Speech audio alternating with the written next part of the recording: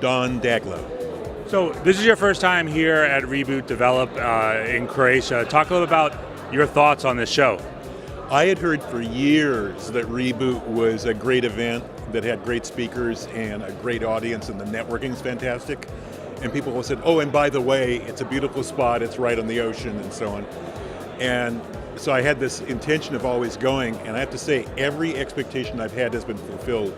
It's great content, great networking, a lot of industry leaders from all over the world. So I really love this conference. You guys are actually bringing DICE to Croatia for the first time ever, right? You know, the AIS is also coming to Dubrovnik. I actually work with the AIS Foundation, which is the charitable wing, so I'm not involved in that part of it. But it is a beautiful spot here.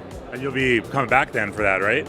You know, it's as the foundation, we actually move on a different schedule because what we do is, since we're providing scholarships and frankly doing fundraising for scholarships as part of what we do, we're often at different events than necessarily the AIS itself.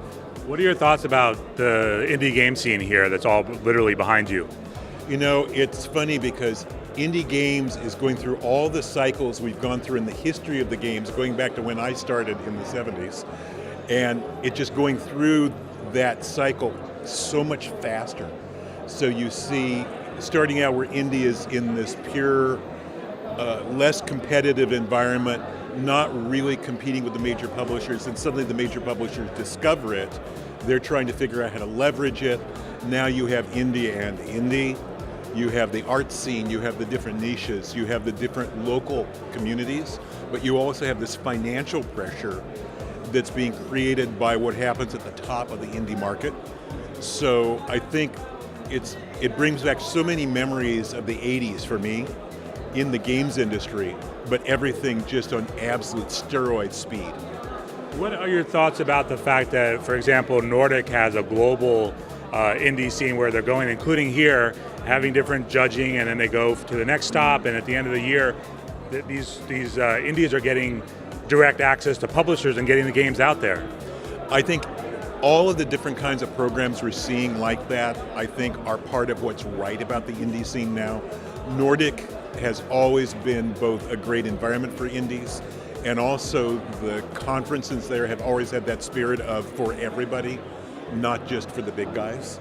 So I think that is a great example.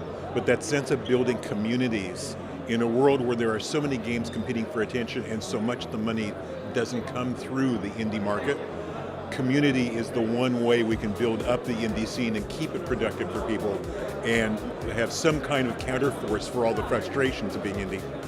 Even back in the old days, you had the advantage of being in the United States, where a lot of studios and publishers are based. We're now literally in Croatia, and these students now have the same ability to get awareness out there today. How do you see these types of events giving them those opportunities that we are always had in the US? You know, it's funny, if you are in Croatia today, particularly through Reboot, you have the opportunity to get more visibility more readily than we had in the US in the 1980s, because of course we didn't have the internet and we didn't have an independent scene. And so the grassroots things of the early 80s, we were using Soft Talk magazine that was our equivalent of all this. But outside of those kinds of sources, we didn't have access to these opportunities. At the same time, we have to recognize the market is so competitive, there are so many games and so many teams all around the world that we need to give this kind of support to indies so that those that are really doing great innovative work can get noticed, because the process of discovery is imperfect. Great teams go undiscovered all the time, and that's an enduring problem. At the same time that we're seeing an influx of indies and we're seeing support from Sony, Microsoft, Nintendo, and the PC world and mobile world, we're seeing less and less AAA titles in development. How is that impacting the ability for indies to get out there more? You know, I think that as AAA has become more and more of an arms race of scale, where there are barriers to entry to many companies simply because you have to build a game of a certain scale if you're going to be AAA. The opportunity that what it does is it cuts off more opportunities to be AAA. Fewer studios, fewer companies, fewer teams are doing products. So that creates a force of some teams having to look elsewhere. But at the same time, there was a point where we went through, I always call it the Pax Sonia, for the 10 years when Sony dominated things so strongly that AAA console really was the center of the world. Now we have a situation where there are so many different ways to make games. There are economic necessities to look at different ways to make games. But I think it's a richer, more diverse environment now than it was when AAA console was most of what went on. As you travel around the world, or even when you look here at Croatia, are there different elements from culture that impact the types of games we see or you see from place to place? I think we've always had culture impacting game creators from different areas, and now we have game creators from so many different places. We see that more. The thing I also see is people from both the initial game companies and now from companies spread around the world understanding the impact of culture for players, for users. If you are involved in international activity, you have to learn the fact that different cultures do things differently. There are things that are respectful in one environment that are disrespectful in another. And the way that you use language, what's an acceptable way to use language as a non-native speaker, is different in one nation or another. All these changes. A lot of that got ignored in games. We could produce one wonderful game that was perfectly balanced for everybody in the world because we're the United States and we know everything. And so that was the view of it. And now there is an awareness and a sensitivity that in order to grow the market and in order to compete, you have to look at it and say, hey, a game balanced for American players and American users, especially a game that's looking for a diverse audience, has to have the UX, has to have the design look at different cultures around the world and not just look at American or European cultures.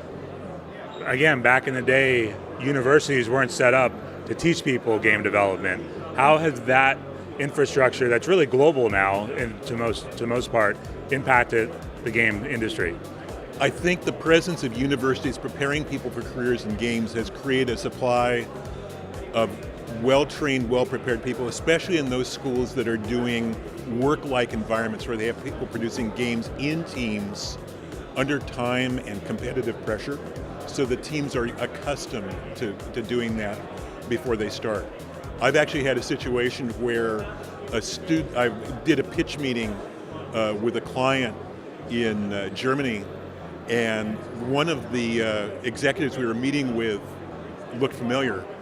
And after the meeting, he mentioned, "Oh yeah, you gave a talk at our university when I was in the games program there, some number of years ago." And here I was back pitching to him with a client after just a few years. So I think that's a great thing. I think we have to remember that not everybody has the resources to get to universities, and that in many countries of the world, there are social divisions that limit that access. Long term, I think we want to find ways that anybody who has a passion for games and the natural talent to create games has access to the industry and access to learning about the industry.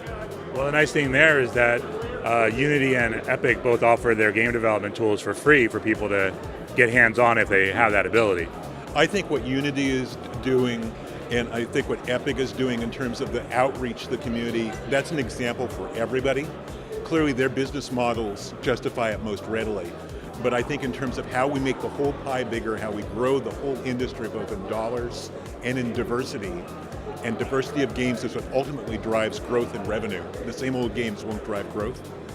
In order to do that, we have to take the example that Unity and Epic are setting and emulate it in other parts of the industry so that that outreach is more broad and inclusive for people.